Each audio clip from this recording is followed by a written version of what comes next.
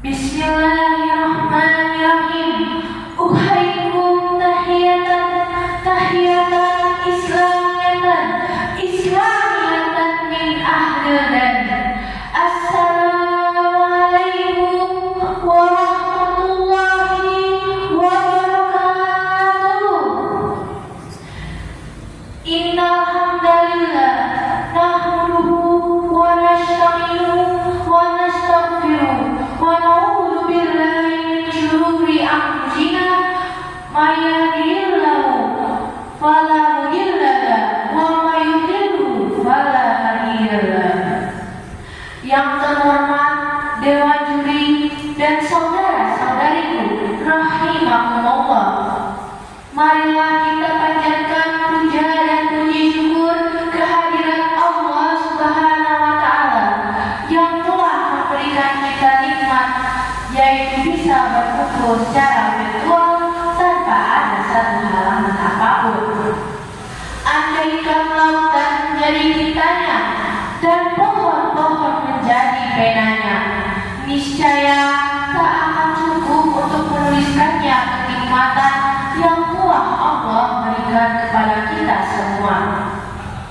Sholawat berningkai salam marilah kita haturkan kepada junjungan besar kita, junjungan baginda Nabi Muhammad Sallallahu Alaihi Wasallam, Nabi yang unik, Nabi yang membawa kita dari zaman jahiliyah ke zaman terang benderang, dari zaman unta ke zaman Avanza.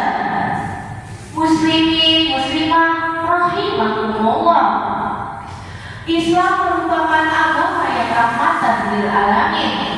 Paradigma tersebut dewasa ini seringkali diungkapkan sebagai pemahaman bahwa Islam merupakan agama yang rahmat, penuh dengan kasih sayang dan kontra terhadap kekerasan terhadap sesama manusia dan alam semesta.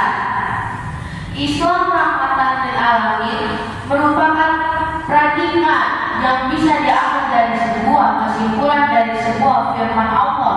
A'udzu billahi minasyaitonir rajim. Bismillahirrahmanirrahim. Wa ma arsalnaka illa rahmatan lil alamin. Ayat yang artinya, dan tidaklah kami mengutusmu wahai Muhammad melainkan untuk menjadi rahmat bagi semesta alam.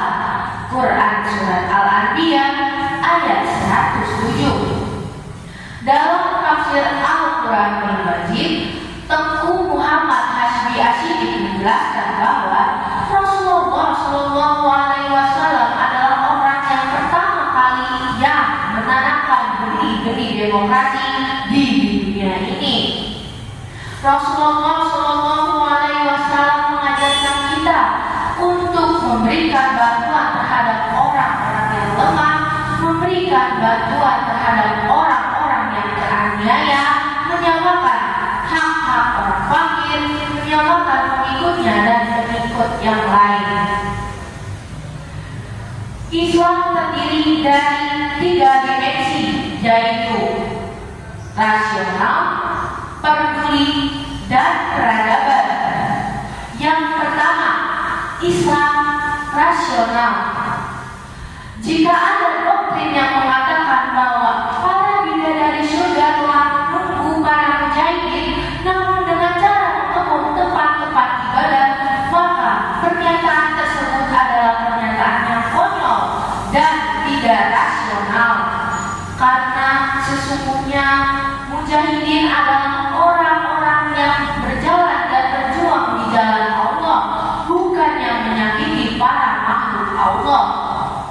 Yang kedua, Islam peduli. Islam adalah agama yang peduli. Rasulullah Shallallahu Alaihi Wasallam selalu mengajarkan kita peduli, karena peduli merupakan ajaran pokok utama dari agama Islam yang bersifat universal. Apabila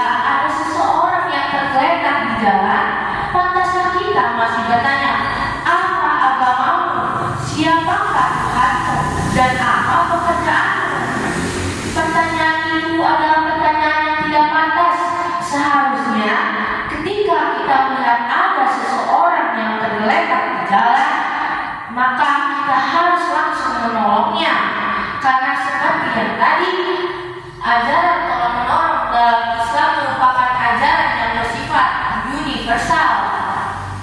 Yang ketiga atau yang terakhir, Islam peradaban.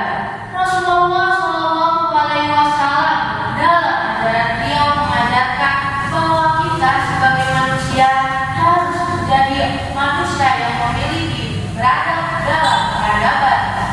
Dalam ajaran beliau membebaskan perbudakan, menghargai perempuan, menghargai ilmu pengetahuan.